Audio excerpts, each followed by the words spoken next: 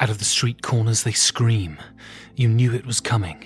You've been waiting for this for months. Rumour hardened into fear and now they scream at you. The sirens, their hysterical wail tearing through the white noise of the city. And you run. You run to pick up those things that can never be replaced. A picture of them in the days when they still loved you. Your mother's wedding ring. And then you turn to your shelf of games. You only have room for 5. 5 games for Doomsday. 5 Games for Doomsday is a show in which board game personalities are thrust into a cabin in the woods to outrun an oncoming disaster, but can only take 5 of their games with them. But which will they choose? My guest this week has done a lot. A lawyer who was chief of staff to a Democratic senator, chairman of the board of directors of an anti-trafficking organisation, a government lobbyist, and in the world of games, he had the #1 on BGG with Twilight Struggle for 7 years. My guest this week is Jason Matthews. Jason, welcome to the cabin. Thank you so much. I'm excited to be here. So my first question is, how difficult was it for you to choose the 5 games to take to the cabin? It was really hard. Just like any time I get asked questions about movies or books or any of those things, I tend to be more of a mood guy than to have absolute devotion to anything. And so what's your game collection like? Are you someone who goes for the minimalist angle, or do you have shelves upon shelves full of games? I'm in the latter category, and to an absurdist extent, because I just could not possibly get this many games played. But since I was in the hobby for so long, I was part of the hobby in those years when it was almost possible to collect everything. You know, you could skip out on things that you knew weren't of interest, but there just weren't that many releases. At this stage, it seems a fool's errand to even try. And so then you get into a little more evaluation about what you should be adding to the collection and how much space you're willing to pay for to store games. And what does this collection look like? Because people, I guess, who know you would assume that it's all sort of super heavy 3-week-long war games. So are your gaming tastes broad, or are they quite specific? They're very, very broad. And when I went to law school, there was a gaming club there. And I entered law school as sort of a wargaming snob, not just Hex and Counter stuff, but I had played a lot of miniatures, and that was really what I was interested in. But when I got to this gaming club, they didn't do wargaming at all, really. They were doing kind of proto-Euro gaming, things like Civilization and the 18XX games. And they introduced me to all of that, and I learned that I really loved it. And then I realized I'm not just a war gamer, I'm just a gamer. I enjoy games in and of themselves. Well, let's look into that then, go back to the beginning. So you studied law. What attracted you to the law? Fear of flipping hamburgers, I guess. I had gone in undergrad. I'd studied history and political science, like a lot of other lawyers and a lot of other people who end up in DC. But I realized I had to have an occupation at the end of that, and I didn't really want to be like a high school teacher. So the law was the next logical area to pursue.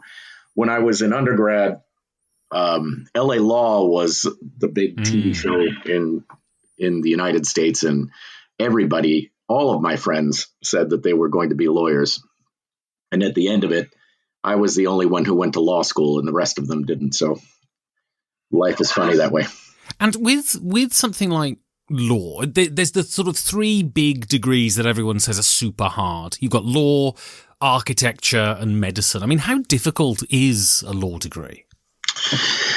So I think when you get into law school, and I only figured this out after the fact, like I was in my 3rd year of law school before I realized that this was a thing. There are 2 kinds of minds that are good at law.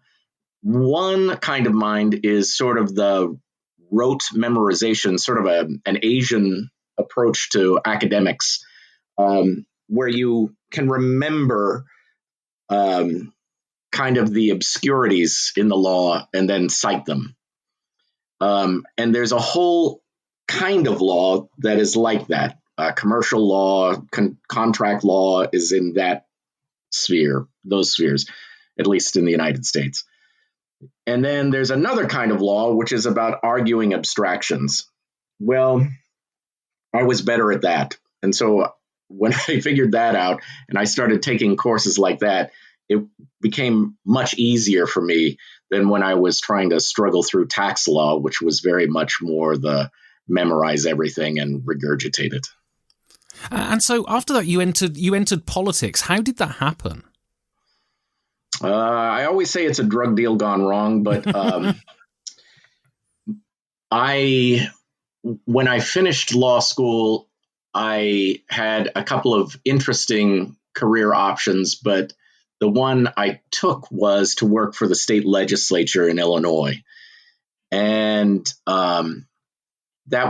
it was honestly a fantastic job. It was kind of a legislative legal research job, but and the people were fantastic. The taskings were interesting. But when I say I was the youngest person there by 30 years, everybody else had worked with Abraham Lincoln when he was in the legislature. And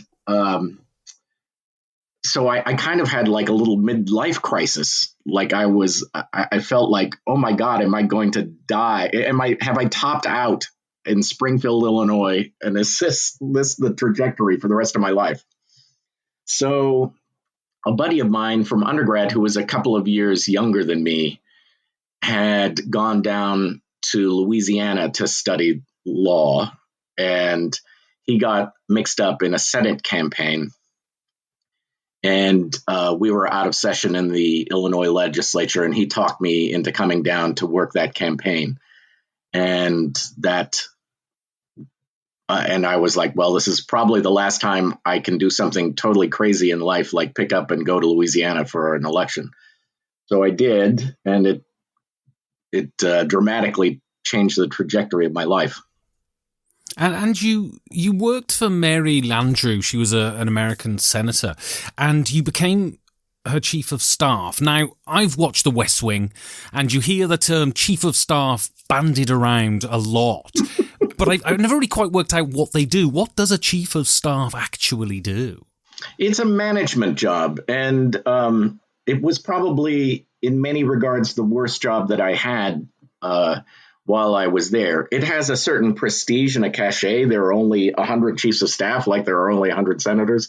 And so it's a little bit clubby and we all know each other.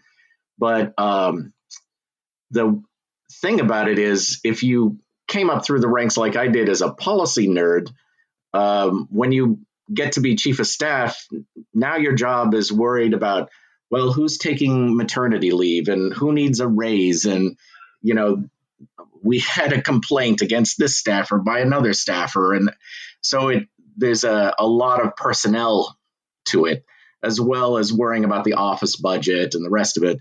And then kind of taking flack for your boss. So making hard calls that she didn't want to make, or making fundraising calls that she didn't have time to do. There's a lot of that sort of thing.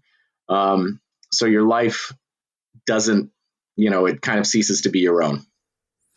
So in your bio, it says that you were respected on both sides of the aisle for legislative intelligence, integrity, and the ability to get things done, which to me, I read it and I think that sounds a very sort of political statement. What does that actually mean?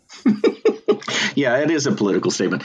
I think it is a reflection of the fact that I am very pragmatic, and so was my boss, and so were the things that we were pursuing. There was a time when I arrived in Washington that accepting sort of half a loaf was a victory, and now it's become kind of partisan treason to pursue compromise. And the thing of it is that has meant that we've left a lot of our national issues unaddressed. because there's no way politically for one side to impose its solutions on the other. And at the same time, it's become politically infeasible for people to reach compromise. So it's made Washington a very unhealthy place. And, Mary Landrieu was Democratic, so I'm sure you have your affiliations, but are both parties as intransigent on these things, or is one more intransigent than the other? Well, of course, I do have my partisan affiliations, but my being a Democrat from Louisiana meant my boss was a very moderate Democrat. And in many issues, we tended to agree more with our Republican colleagues than our Democratic ones. But at this very moment in American political history, the Republican Party is going through kind of a civil war. The Democrats had something similar happen to them in the 60s when there was Southern Democrats were dominating the Democratic Party, and there was this younger, more liberal generation underneath them trying to push them out of the way. Well, so we went through it, and it was, the 1968 Democratic Convention that's so notorious. The Republicans are having the same problem with kind of the Trump wing and then the more traditional Republicans. And that means that their capacity for compromise, their capacity for going to talk to the other side of the aisle is much less, because while that civil war is raging, anything that you do to affiliate yourself with the quote enemy, unquote, makes you more suspect. And so you eventually left politics. Why did you? Well, I mean, I left government service. Right. It's still sort of politics in the private sector, in the lobbying sector anyway. I left because after you have seen the same set of issues for the third time, you just cannot generate the interest or excitement to deal with them anymore. There's a funny thing about working in Washington where if you stick around long enough, every stupid idea under the sun you'll see several times and several iterations. And I think when you get to that third time around, it's time to go. So your first game then is a big classic, and this is We the People. Why is this game a classic, do you think? Because in my mind, it sort of saved wargaming. If wargaming if it had remained mired in iterations of hex encounter war games, then I think the hobby would have slowly died out. But Mark introduced several innovations in that game, all of which have been pursued in separate threads and all of which have helped rejuvenate wargaming as a part of the hobby. And so you called it in your description to me, you called it a warts and all game. And for me, when I'm not a war gamer, so when I look at war games, they seem replete with mechanisms, to be polite. I mean, what does that mean for a game like this? Well, I think people took the central innovations of Mark's game and have improved upon them. And refine some of the rough edges, because as you would expect with anything that's, a novelty. But the central thing that Mark did was to introduce cards as a way of basically illustrating the politics around warfare. And prior to Mark's innovation, there were basically two approaches that wargame designers had used. The first was that they would create a chart and you would roll a die and then some random thing would happen, as if politics and diplomacy were entirely foreign entities. Then they struck like bolts out of the blue, which is sort of nonsense, right? That's not how it functions. The other approach had been to hardwire political events into the rules, which on the one hand meant that you were dealing with those notorious 90-page rule books that everybody loved so well. And on the other, when you hardwire politics such that doing X automatically leads to Y, it tends to make politics extraordinarily gamey, so that you pursue, you're playing the system rather than the political circumstance. And what Mark's game, by using the cards, did two things. First, it allows you to introduce a little rule into every card that doesn't have to be memorized, because you're going to pick up the card, read it, and then implement the rule. And then it also allows you to contextualize it. So you can say, you can't do this until turn blank. You can't, the following board system or situation has to be true in order for this card to be triggered, et cetera, et cetera. Now, you could write rules for all of that, but that would be so tedious to read. But it works extraordinarily well in a card-based system, and it allows us to kind of reunify the idea that war is politics by other means, which somehow had gotten lost in wargaming. And so I've interviewed Mark a couple of times now, and when I told my wargaming friends about this, their eyes would widen and they would go, oh my God. And it seems to me that Mark, if anyone in games deserves the sort of appellation of living legend, it's Mark. I mean, how important is Mark to the world of not just wargames, but games in general? Incredibly important. He is, in the wargaming sector, the kind of link between the origin of the hobby and the modern hobby, and he's helped bring all of that evolution forward. But he was there at the founding. He knows all of the guys, the Frank Chadwicks and everybody else who had been very important at the origin of the hobby in the 60s and 70s. And he's managed to remain an important part of it up until now. And so that's why I would say, he's legendary, whereas a lot of the other founders in the hobby have kind of moved on or passed on tragically, but Mark's still with us. So I want to talk now about your work outside of government. So you worked for an organisation called, and I'm not sure if I'm saying this right, ECPAT. Can you tell us what that organisation is?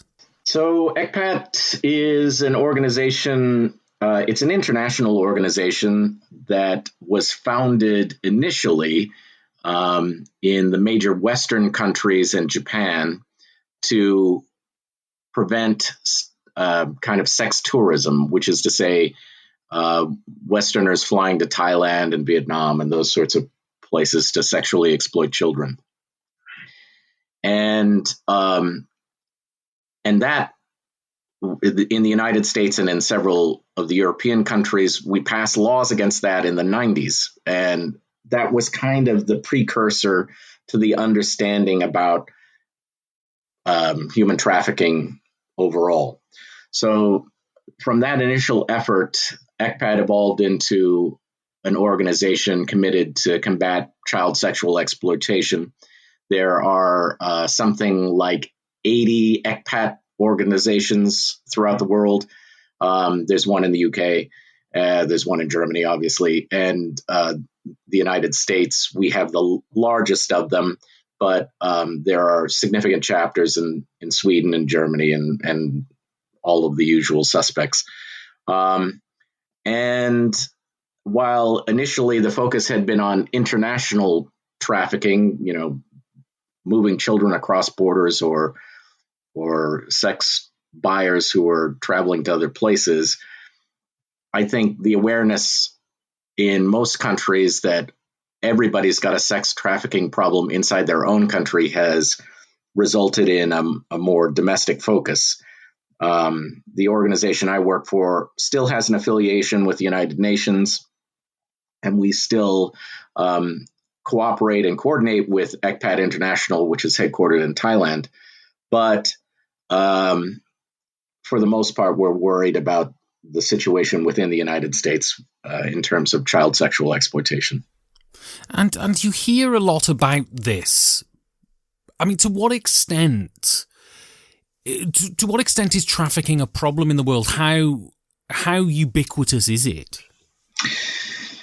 Well, I think the sad reality is that it has grown much more ubiquitous because it became so profitable. And I mean, there's no pleasant way to describe this, but the monetary value ascribed to human life has dropped through the floor. It is shockingly cheap to buy human beings, much more inexpensive than in the in the age of slavery here in the United States, and that means that a lot of organized crime that had been centered around narcotics, as that has become more dangerous and less profitable and subject to more law enforcement, it's been easier for those individuals to transition into human trafficking. And then, why is it so cheap? Because there are just a lot of poor people. There was I saw some study that cited the fact that to purchase a slave in the 1860s in the United States was about $5,000 US dollars in 1860 dollars, which is a much larger sum now. To purchase a girl in Cambodia is about $250.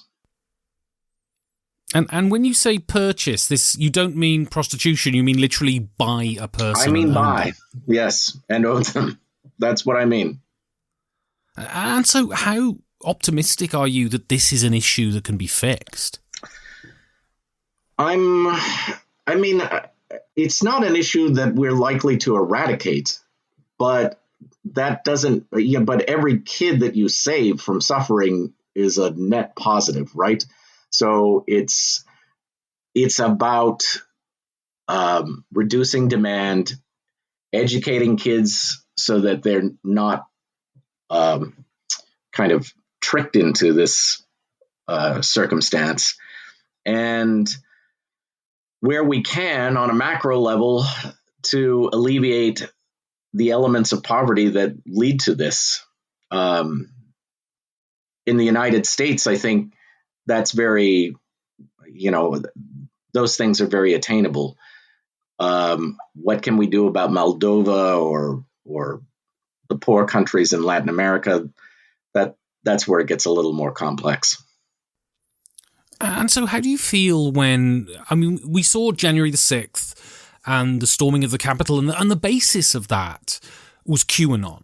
And QAnon is this conspiracy theory that says Donald Trump is a secret white knight trying to free children from trafficking. I mean, someone who's been at the coalface, how infuriating is it for you to see things like that being turned into a Hollywood narrative and to an extent trivialized?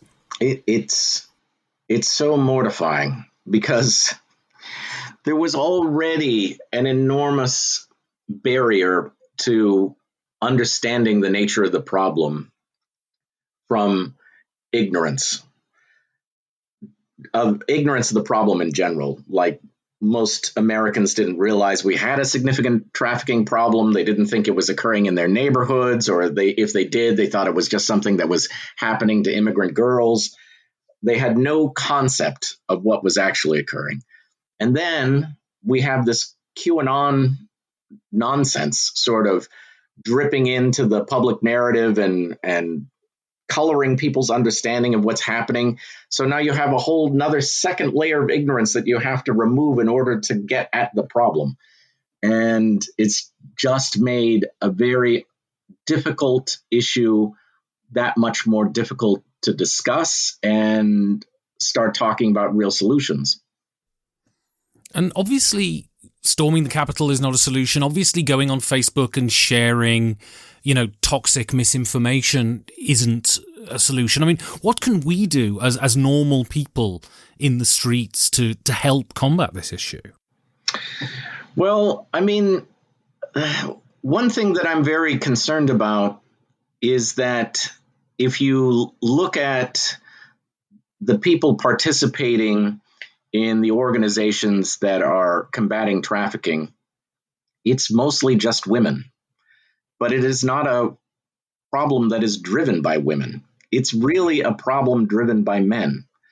And until so there is kind of this macro problem that, are women talking to men in the right way for them to understand what's going on, or to get their attention, or to get them to participate? Is that messaging correct? But it's also, I think, just super important for men to start caring, because there are daughters, and yet we behave societally like they're not human beings at all. So you've also worked as a lobbyist for BP. Is the oil industry doing enough, do you think, to tackle the climate issues on the planet? I mean, obviously not. Is anybody? But I think you would find, if you dealt with the sort of major corporations, Exxon, Chevron, BP, the corporations that get hauled in front of the Congress, most of them had begun to shift their behavior and their policy position long before it had become generally known by the public, or before the political winds had kind of begun to shift in this country anyway, to address climate change we're not exactly on a bipartisan level here, but we have at least gotten to the point where being a climate denier is not really a sustainable political position. And so that's a good thing, I think. Even if some Republican politicians in the United States would prefer a go slow approach, the major corporations have dedicated themselves to going forward, irrespective of what happens politically in the United States. And to some extent, it only makes sense for them, not just because of potential liability, but if you're a company that's operating across the globe, you kind of want to standardize your operations everywhere. And so if you have to comply with climate regulation in Australia and the North Sea and China, why will you not comply with it in the United States? So we're making they're making progress. It's not perfect. Could they do more? Absolutely. But it's probably not as one-sided a tale as the public would perceive. So your next game then is another classic, but this is more on the Euro side. This is El Grande. And you said in your write-up that you think this game is still fresh and relevant. Why do you think it's aged so well? I think it is aged so well because it really stood out at the time of its creation as not being very similar to a lot of the other Euros that were coming out at the time. It was, if you remember when El Grande was out, it was kind of the age of Knizia, and that's what folks were playing, and that's where the design was: auctions, that kind of mathematical approach to Euro design. And El Grande is a little bit messy, and it's about timing and area control, and it has multiple, even for a Euro, it has multiple levels. And I think because of its turn-based structure, where it's 3 rounds and then scoring, 3 rounds and then scoring. It has like an arc, which is the thing that a lot of Euros miss. There's no narrative arc. It tends to be rinse, wash, repeat. Because El Grande does have this up and down, it remains a more memorable experience than a lot of other Euros. And, even though this is a game that models conflict, I mean, it's absolutely a Euro game to its core. What can war games learn from games like El Grande? Well, I think war games have learned quite a bit from war games from games like El Grande or European design approaches in general.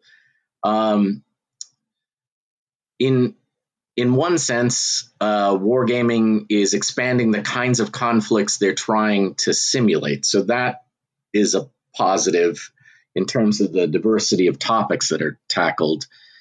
And when you expand into these other topics, you have to find mechanisms beyond, combat results tables and counters with innumerable numbers printed on them. And Euros have kind of showed the way forward, and El Grande being kind of the premier area control game for a very long time.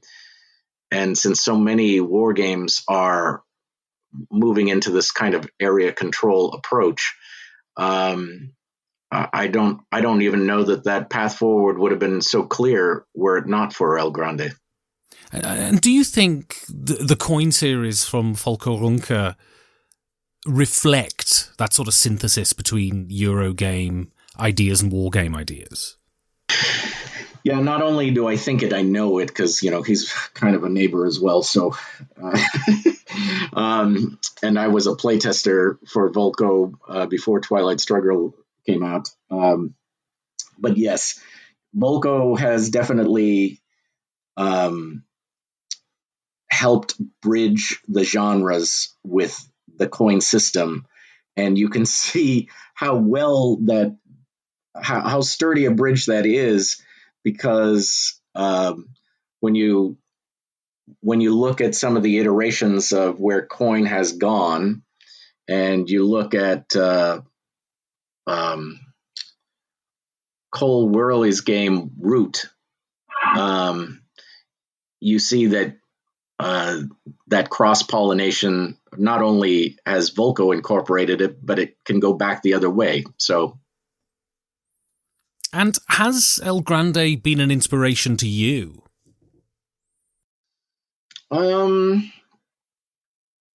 No, because I don't start that way. Somebody a long time ago, a wise friend of mine was talking about the two schools of design, and I really subscribe to this idea that there are people who start with a mechanism and find a game, and then people who start with the game and try and find mechanisms. I'm definitely in that latter camp, and I have yet to find a subject that I'm trying to tackle that I felt like the general mechanisms of El Grande fit. Also, I have designed exactly one multiplayer game, and it was the hardest game I ever designed, and I'm not probably jumping into that again anytime soon. So going on to that then, I want to talk about your game design work. So why enter the world of game design? Is it because there's this idea that every gamer is ruminating on a game they want to design? Was that the origin of it? No. In fact, I really had no desire to be a game designer. I am, there are those kinds of guys who every game they get, they want to fiddle with the rules and think they can improve it and, or come up with variants. I am not that guy at all. But what did happen was Ananda, my co-designer on Twilight Struggle, he'd been very engaged with GMT on Consim World back in the day when that was where all the wargamers, collaborated and met up. And So he started playtesting for GMT, and I was his usual playtest opponent. We were both enamored with card-driven games. We both had loved We the People and the things that had been coming out afterwards. We had both done Wilderness War together, and Paths of Glory we loved. But the games that we saw afterward were taking CDGs in a direction that we did not personally support. They were getting longer, and one of the bits of genius of We the People is that it's a very engaging undertaking, and when you finish a game, which only takes about 2 hours, you feel like you've really done something. But you've managed to do it in a single setting in an evening. Now, so that was very appealing to us, and it got that much more appealing to us as we grew older and we had more family responsibilities and professional responsibilities. Sitting down for 12 hours to play a single game just became an impossibility. But that's where CDG design, card-driven game design, seemed to be morphing. And so ultimately, after playtesting several things that were coming out, we're like, we think we could do better. But it was not a conceit that I had started out with at all. It was just something that developed from experience. And that's how Twilight Struggle began. I mean, how much research does a game like Twilight Struggle take? Well, that's a weird question, only because I lived through so much of the Cold War. And if you study political science in the 80s, you were studying the Cold War. That's what the topic was. But in real time, in real time, yes. So much so, when I was graduating, I took a course on Soviet politics, I think, and my professor had to throw out the textbook he'd been using for years, and we got daily updates from photocopies of the news because everything was radically altering as we were taking the class. And so you studied it at university. I mean, was the Cold War the natural home for the game you wanted to design? I mean, are you particularly attracted by that period of history? It was not our initial foray, as I've expressed other places. What we thought about Mark's system was that it was very well suited to wars that had a very heavy political component. So our first stab was the Spanish Civil War, which is, of course, notoriously political and sort of a mess. And so I started doing the research for that game. And I started with the same approach I normally do, which is to seek out what is the seminal book, what does everybody say I should read? And I started there, and as I was reading, I began to realize I could probably spend the rest of my life studying the Spanish Civil War without really understanding all of the political nuance to it. And I was concerned that we were going to hit a brick wall. And that's when Ananda suggested the Cold War. And I was like, oh, yeah, that's a great idea. So after that, it honestly was a culling task where we had all of these ideas for cards and subsystems and whatever, and we kept shedding them down to the game that you got. And when I got into gaming around about 2011, 2012, Twilight Struggle was number one on BGG. It was this established thing. It was there for years. It felt like it would never be knocked off the top. And BGG is not a a wargaming website primarily. I mean, how much did you love Twilight Struggle being at number one, or was it not a thing? I mean, of course, it was fantastic. It wasn't ever something I would have even included in my ambitions for the game. I didn't think it would be. We were designing the game for the GMT audience. We weren't contemplating, oh, how do we make this like a crossover for Eurogame players. We were obviously stealing a lot of ideas from Eurogames, but that's not who we were aiming at. And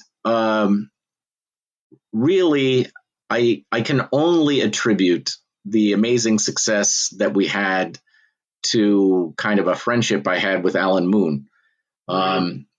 Alan is, of course, the designer of Ticket to Ride and a variety of other incredibly successful Euro games.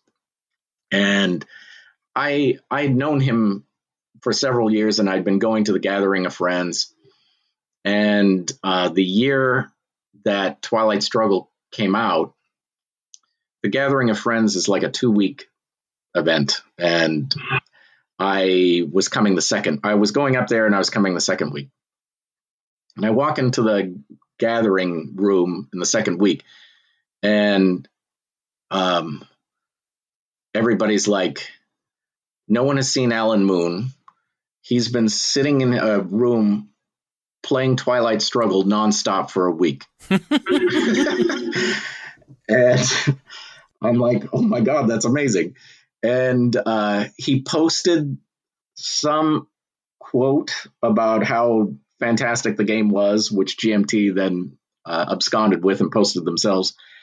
And his enthusiasm for the game at the gathering that year, where so many kind of hobbyist podcasters and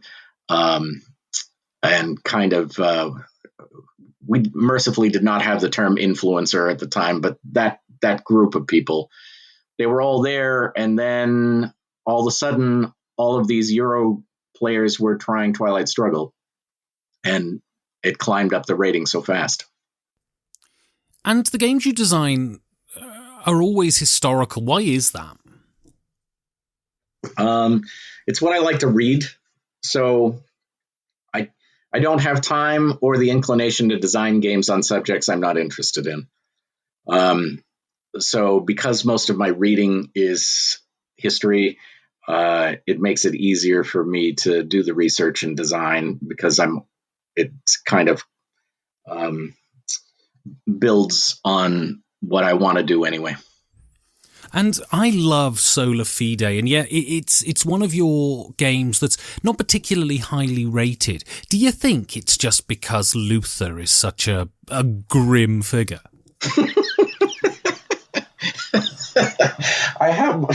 I'm very proud to own that Playmobil Martin Luther. Martin Luther is a fascinating character. He is a little grim, although I think contemporarily a lot of his although he was cantankerous, he was quite fun. Like, he was a big drinker, very fond of beer, and funny. He just, when he got riled up, he tended to call you the Antichrist and be wrong about a lot of things. Anyway, I have a funny relationship with that game. The company that approached me about it, Spielworks, they were very fond of Campaign Manager, the owner of the company, and he was like, hey, the 500th anniversary is coming up. We really want to get a game out and get it into the shops and whatever. And do you think you could design something like Campaign Manager and make it about the Reformation? And we were like, yeah, okay, that sounds interesting. I'm interested. And I did the usual thing. I got an extraordinarily good long book about the Reformation. And I was like, this is so fascinating. I'm so glad I read this, because it's almost impossible to understand the history of Europe without understanding the Reformation. And so I go back to the company, and I'm like, well, I've done the reading. I think this is a great topic. I've got a lot of interesting ideas for a game. I think we're going to need something about the scope and scale of 1960. And, we start talking about it, and he's like, that sounds fantastic. Now all I need is for you to have it ready in 2 months. What he got instead was the reskin of Campaign Manager, which is probably what he wanted all along. So we altered Campaign Manager to try and reflect some of the historical events, realities, whatever of the Reformation, but I still think that there is a great game to be designed on that subject. And I mean, you already have Here I Stand, but that game is kind of about the global geopolitical situation of the era. And there's a game just on that very odd fight about the nature of salvation and the endless bloodshed that results from kind of a minor point of theology. So your next game then is not historical. And, well, I mean, it was a long time ago, but it was in a galaxy far, far away. And this is Rebellion. How does this game convey its theme? It is so brilliant. I mean, of all the games on this list that I was like, God, I wish I'd designed that, I would probably put Rebellion at the top, because I'm such a Star Wars nerd in the first place. But I think it conveys its theme by the important asymmetry, right? So if you're the Imperial player, you're a big monster with a sledgehammer that can come down anywhere and crush what you find. And if you are the Rebellion, it's you're trying to get the Empire with death by 1,000 cuts and keep your intentions hidden. And all of that, to me, feels precisely like the story that George Lucas was trying to, tell us in that first trilogy, and sort of the story of a nascent counterinsurgency. Anyway, so it captures that desperation and tension that's an element of the film so very, very well. And, I think it pretends to have multiplayer rules, but as with games like War of the Ring, it's essentially a 2-player game. What are the joys of only having one other opponent? Well, multiple from my vantage point. First of all, it's easier. I mean, if you have a gaming group, if you're lucky enough to have a regular gaming group, then it's, you're living in nirvana, and then you don't have these problems. But for a lot of people, having just one opponent is a miracle. So you can put together a game much more quickly when you're just looking for a single additional opponent. And then the other thing is just downtime. Every single thing that is happening in Rebellion is directed at you, whether you're implementing it or your opponent is implementing it. So even when you're not acting, what your opponent is doing is very, very important. In a game like Here I Stand, which is, of course, a classic design of its own, if I'm playing the Turks, I don't give a damn what the Catholics and the Protestants are really up to. They're doing their thing. I'm over here bothering the Austrians, the end. So I think that's one of the reasons a 2-player game, when you're playing it well, really holds your attention throughout the entire endeavor. Whereas a multiplayer game, you can wander off a little. And I grew up, I was born in the late 70s, so of course I was obsessed with Star Wars as a kid, and I found that with the more and more Star Wars films and TV shows that have been released, there's been an inverse correlation with my interest. How do you feel about the new Star Wars? Well, I think what the TV shows have shown us is that they're more successful in telling us new stories than they are reiterating the old ones. I think that's where most of us, the fans, kind of were. Like, okay, I've seen you blow up the Death Star. I don't need a whole set of trilogy and a whole new trilogy to do it again. I'd rather explore new characters and expand the universe than keep rehashing the old ones. And I think that was kind of like a trust problem that the studios had. They thought they had to keep hammering people in the head with cameos from octogenarians in order to hold our interest or maintain the kind of nostalgia that we had for the whole enterprise. So I want to move on now and talk about not specifically your job as a lobbyist, but lobbying in general. So when people hear the word lobbyist, they get a certain picture in their head usually, and it's not generally a very positive one. Why is that conception wrong? I mean, why is the picture in their head negative? Doesn't everybody want big bags of money delivered to them? The ways in which that conception are wrong are so multifaceted. I don't even know where to begin. But it starts with this. Most people don't know or realize this, but people who work in the Congress, not to be confused with members of Congress, but the people who work in the Congress are very young and work extraordinarily long hours and are very lowly paid. They're just not well compensated because it's very easy to demagogue the legislative budget. No one wants to raise it. No one wants their staff to be, highly compensated.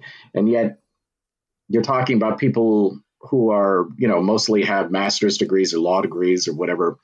And so the only people who can afford to do this work are young people, basically mostly straight out of their college environment. So when you have a group of well-intentioned, smart young people who have no background in any of the areas of incredibly arcane law that we're talking about and amending all the time, there has to be some place where you turn for the institutional knowledge. And in contemporary American terms, that place is lobbying. I think everybody assumes that lobbyists run around influencing politicians with money and buying votes and that sort of thing. First of all, everybody should be aware, they may not be, but as an individual, I can at most give a politician $5,000. $5,000, with all due respect, isn't buying anybody's vote. So that's nonsense. And then secondarily, I think any good lobbyist, myself or my firm included, we never ask a politician to do anything that's against their political interest. It's bad. It's just like a bad idea to do that.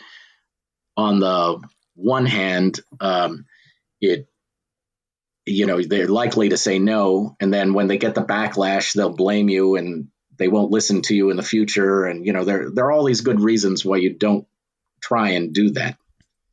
So what we really do is sort of provide expertise and institutional knowledge and recollection to the staff so that, of course, we're trying to influence politicians in a certain direction, but we're mostly trying to influence the politicians for whom whatever issue we're peddling is in their political interest to do something. And normally that relates to jobs. So if I'm representing Corporation X and Corporation X employs 10,000 people in your state, and this regulatory change or this law would have a negative impact on them, and they're going to end up laying off or closing a factory or whatever, that's what we talk about. That's what we explain. That's kind of how we motivate politicians. It's not with money. It's with there's an access component to it for sure. Like we know people, but that's a tradition that stretches all the way back to, courts and courtiers. And if people were to say, well, if you're promising jobs, there's also an implication that you have the ability to withhold jobs. Is there an element of threat there? There can be, and it would be a mistake to say it never happens, but politics is mostly a long game, particularly if you're a corporation where you're headquartered in the state and you have to get along with, you're not probably leaving, and most incumbents are going to spend 10 years in the Congress. So if you make a threat like that, you have to be deadly serious.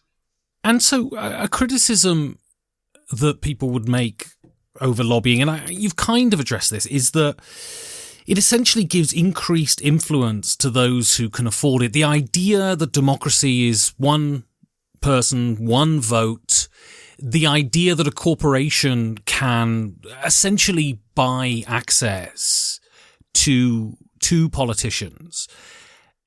Do you think an overuse of lobbying, an over-reliance upon lobbying within government is a threat to democracy?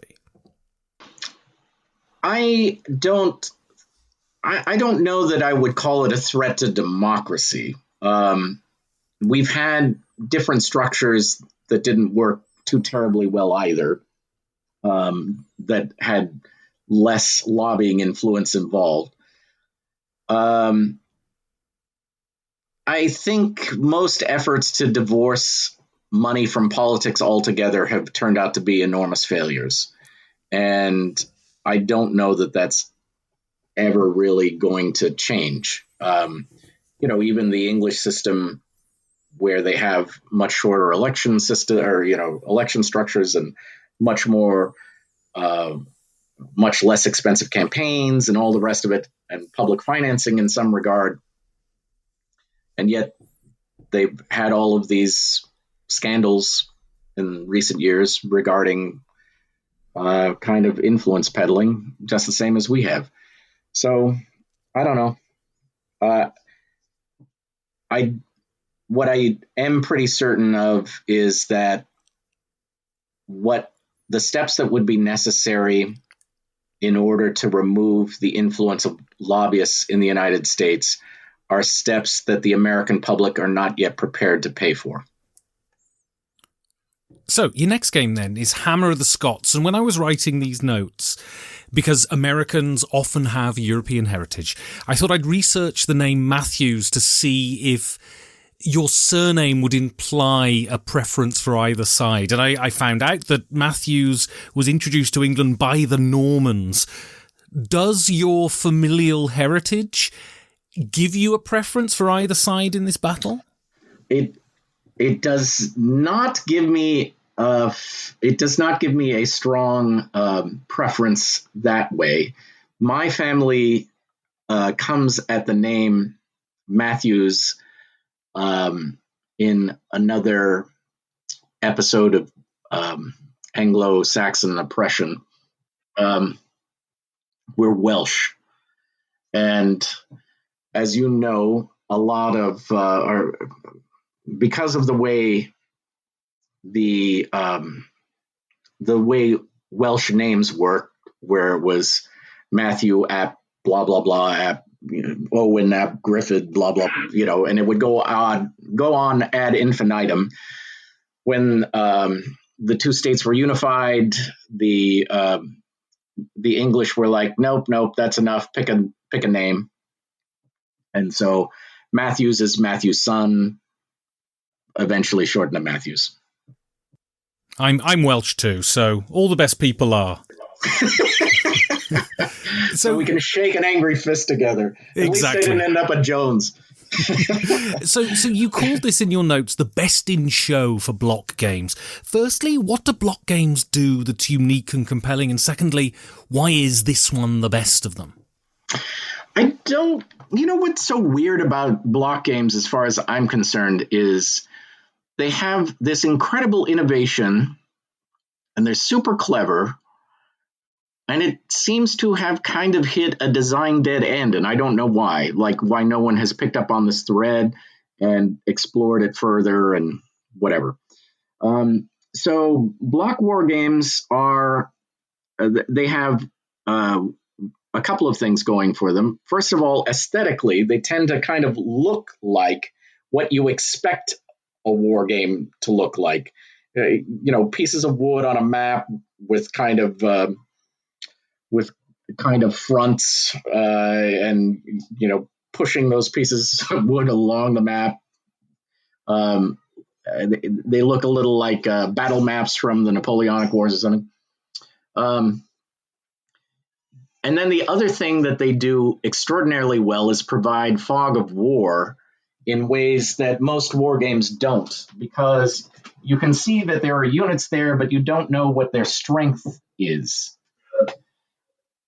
And even as they take losses, the block shifts, and so it has multiple steps normally, but then it disappears back into a fog of other blocks, and you're not sure where any particular unit is at any time.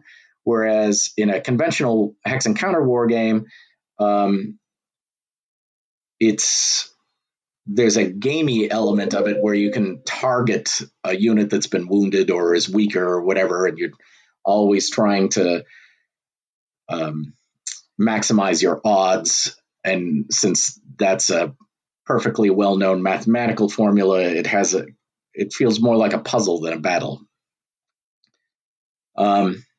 And block war games have been around.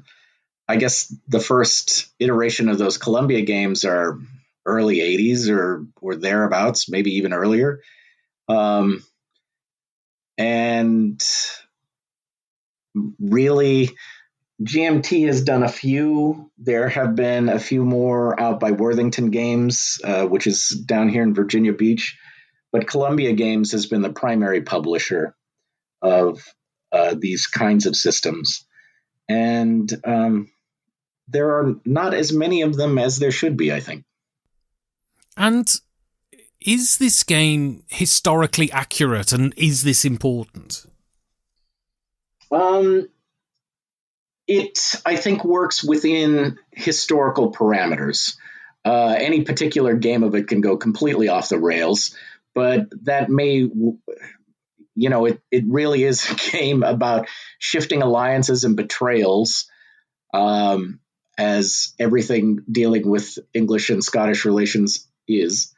And so I think it reflects that part of the narrative extraordinarily well.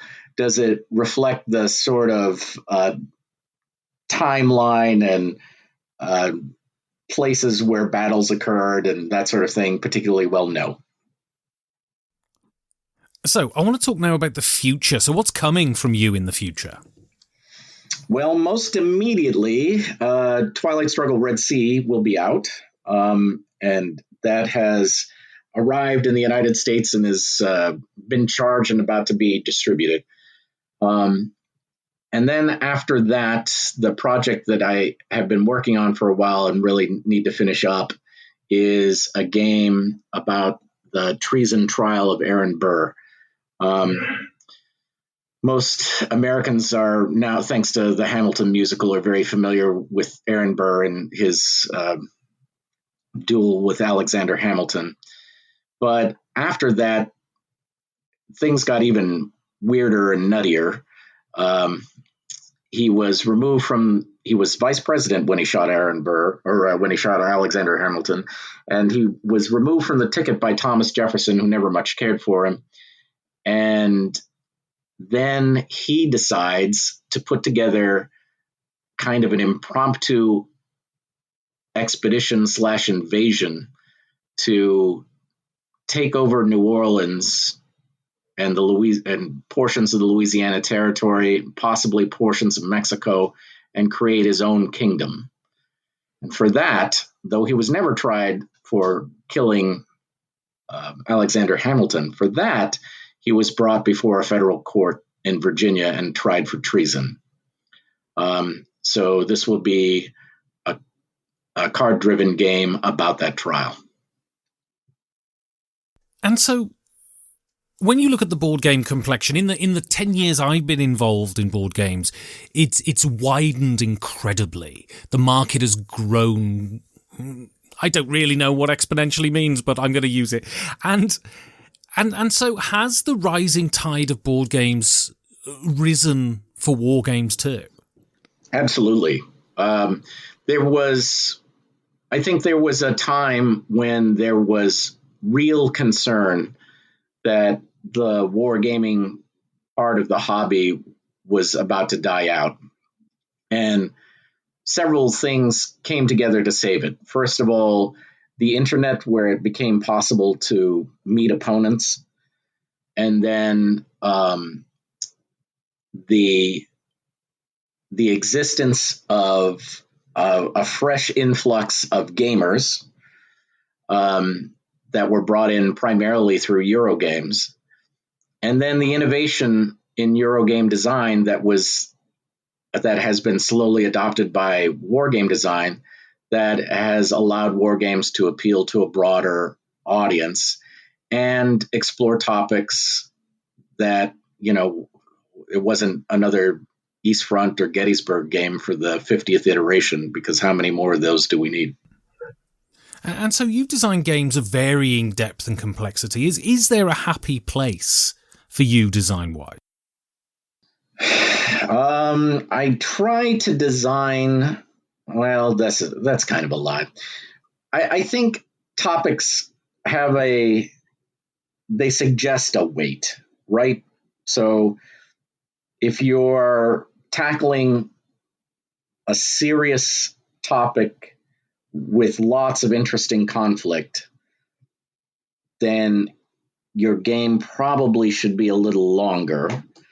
And if you're tackling a topic where, either the events are relatively short, like the timeline in a game like Founding Fathers, where you're talking about a 6-month period, or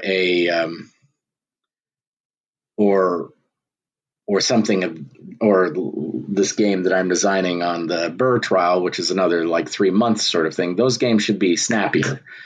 Now, I say that I designed a very snappy game on the Reformation, which is, a century-long endeavor that you can play in 45 minutes. So it's not a strict rule, but I think the first place I start is, how meaty is this thing that I'm trying to simulate? And so what would you say to someone who's agnostic on war games to get them to play something? Well, the exciting thing for me, and this really has not been true before in the hobby for a very long time, but I have seen this comment a bunch of times now lately, so it makes me think there's something to it. At this moment, wargaming is where the innovation is. our friends in the Euro hobby seem to have kind of hit this worker placement wall that, while I love those games, there's a sameness to it, or the solution for new design seems to be adding additional layers of complexity and therefore longer play length to games. Meanwhile, over on the war game side, we're in an era of experimentation again, and I think that's exciting. And I think that is, if you love games for game's sake, that's a good reason to check out what war games are doing right now. So your final game then is the only one on your list that's one of the, when people think of war games, this is probably one of those kind of games, and this is Paths of Glory. How well does this put the First World War in context? It has some difficulties with the simulation, although I think they're up to like the fourth iteration of the game, and so it has continued to evolve to try and address some of that. But what it does as a game that I think is so incredibly impressive is that it took a topic that even war game designers were like, no, this can't be done. The West Front is just dry carnage of no movement, and there's not an interesting game there. And he made World War I one of the most interesting conflicts that you can possibly game, and one of the a handful of the lasting classics in war game design. And he does that mostly, honestly, by infusing the game with the politics around World War I, which is something that most people don't know anything about, right? If they know anything about World War I, it's sort of the over-the-top, muddy slog, trench warfare. But there is a lot of political insanity around World War I, and if you build that into a game, you've got a lot to simulate and a lot of interesting decisions. I recently listened to a podcast about Wilfred Owen, the World War I poet, and it sent me back to read some of his poems, and they're truly remarkable in that they put you in a place that is almost impossible to conceive of in the sort of modern, comfortable West. I mean, can games ever evoke the tragedy, the pity, and the horror of war? The best of them can, yes. And one thing I think that's being explored in a lot of war game design, or historical game design, I should say, is how do we convey different interesting perspectives on warfare? I just played a game that I thought had an incredibly interesting ambition, which was it's called Red Burnous, and it's kind of a cooperative design about the Berber resistance to French colonialism. And in that game, it's a war game of sorts, but as one of the players, you don't represent just guys with guns. You represent kids and wives, and your deck is composed of all these civilians and their participation in the resistance movement. And that was something I'd never quite seen before in a war game, but it does hint at this thing that you're talking about. Can we do more and do better to capture what those experiences were like, not just for generals, but for people living through it? So I've got one more question for you, though. So you're heading out of DC to the cabin, and you're going around a corner, and the back door of the car flies open. 4 of the game's fly down a ravine. I don't know if there are ravines there, but for the purpose of the podcast, there are. Into a river and are swept away to posterity. Which game do you hope is sitting on the backseat of the car? Good heavens, that is really terrifyingly bad. I'm just gonna go with Rebellion because I think I can always find a player for that. Excellent. So if people want to get hold of you and they want to know what you're up to, how can they go about doing that? So while Twitter is still going, I am easily accessed there at Jason DC Matthews, cleverly hidden.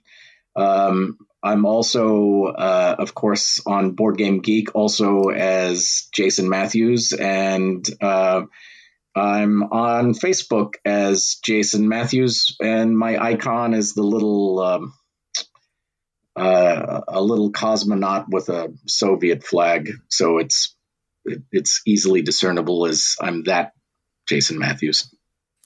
Excellent. Well, Jason Matthews, thank you very much. Well, it's been fantastic. Thank you for these really engaging, interesting questions and for taking the time to interview me. You can support the show in many ways. You can tell your friends, you can talk about it on social media, you can talk about it in your own blog, podcast or video, or you can support it directly by going to patreon.com/5G4D for a rolling donation, or for a one-off donation, hitting the PayPal link at the bottom of the website 5gamesfordoomsday.com. It's these donations that keep the show going. Also, if you want to say something nice about the show, or if you want to say something horrible about the show, you can contact me on Twitter at 5gamesfordoomsday, or send me an email at 5gamesfordoomsday@gmail.com. And if I've managed to drag myself away from the ambulatory Haribos and the cakes that eat you, I'll see you in 2 weeks for another 5 Games for Doomsday.